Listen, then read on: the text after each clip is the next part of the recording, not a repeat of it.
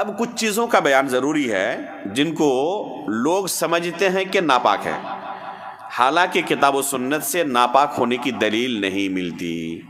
جن میں سے پہلی چیز ہم یہی کہیں گے کہ جس کا ابھی تذکرہ ہوا وہ کیا ہے؟ منی.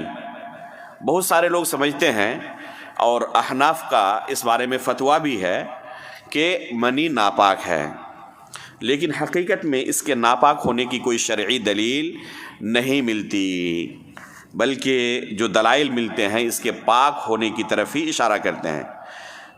جن میں سے ایک دلیل ہے علقمہ اور اسود رحمہم اللہ.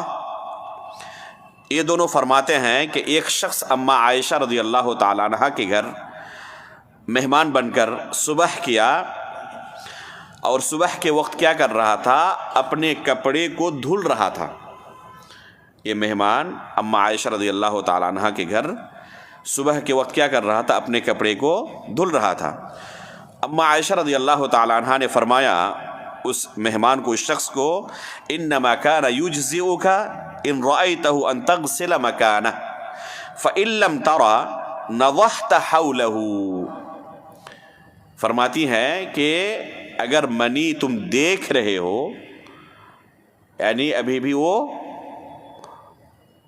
سائل ہے، لیکوڈ ہے، سوکھ نہیں گیا ہے، تو ایسی صورت میں اسے دھل دو، اور اگر اسے دیکھ نہیں رہے ہو، سوکھ گیا ہے وہ، تو اسے اگر کھرچ دو تو تمہارے لیے کافی ہے.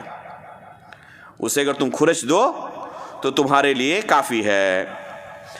یا اس کے آس پاس اگر نضحت حولہ، یعنی اس کے آس پاس پانی کا چھینٹا مار دو تو تمہارے لیے کافی ہے اگر وہ سوکھ چکا ہے. اس کے بعد فرماتی ہے اپنے عمل کے بارے میں، وَلَقَدْ رَأَيْتُنِي أَفْرِكُهُ مِنْ ثَوْبِ رَسُولِ اللَّهِ صلی اللہ علیہ وسلم فَرْكًا فَيُصَلِّي فِيهِ.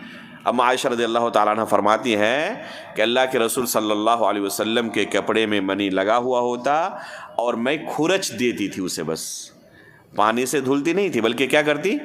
کھرچ دیتی تھی، اور پھر رسول اللہ صلی اللہ علیہ وسلم اسی کپڑے میں نماز پڑھتے تھے. کھرچنے کی وجہ سے اس کا اثر باقی رہے گا یا ختم ہو جائے گا؟ بتائیں.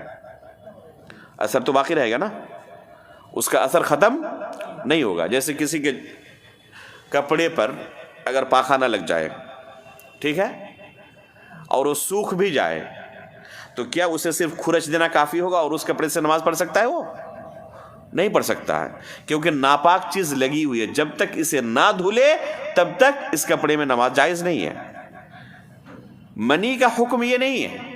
اما عائشہ رضی اللہ تعالیٰ عنہ فرماتی ہیں کہ خود میں رسول اللہ صلی اللہ علیہ وسلم کے کپڑے کو اس میں منی لگا ہوتا تو میں کھرچ دیتی تھی، اور اسی کپڑے میں رسول اللہ صلی اللہ علیہ وسلم نماز پڑھتے تھے.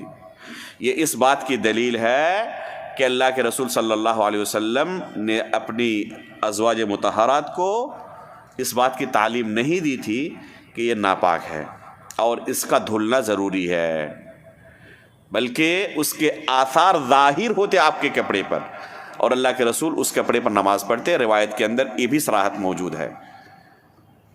شیخ الاسلام علامہ ابن تیمیہ رحمہ اللہ ان احادیث سے استدلال کرتے ہوئے مجموع الفتاوی کے اندر فرماتے ہیں وَمِنَ الْمَعْلُومِ أَنَّهُ لَمْ يُنْقَلْ أو لم ينقل أحد أن النبي صلى الله عليه وسلم أمر أحدا من الصحابة بغسل المني من بدنه وثوبه فعلم يقينا أن هذا لم يكن واجبا عليهم وهذا قاطع لمن تدبره.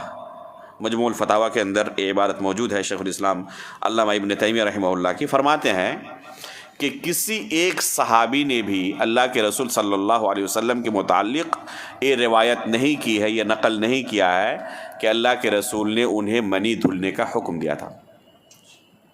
کسی ایک صحابی نے بھی ایسی کوئی حدیث روایت نہیں کی ہے، اور یہ یقینی ہے کہ ان کے کپڑوں میں منی لگتے تھے. تو اگر یہ واجب ہوتا تو اللہ کے رسول ضرور انہیں حکم دیتے. اس سے پتہ چلتا ہے کہ یہ ناپاک نہیں ہے اور اس کا دھلنا ضروری نہیں ہے. تو یہ ایک ایسی چیز ہے جسے لوگ ناپاک سمجھتے ہیں لیکن حقیقت میں ناپاک ہے نہیں.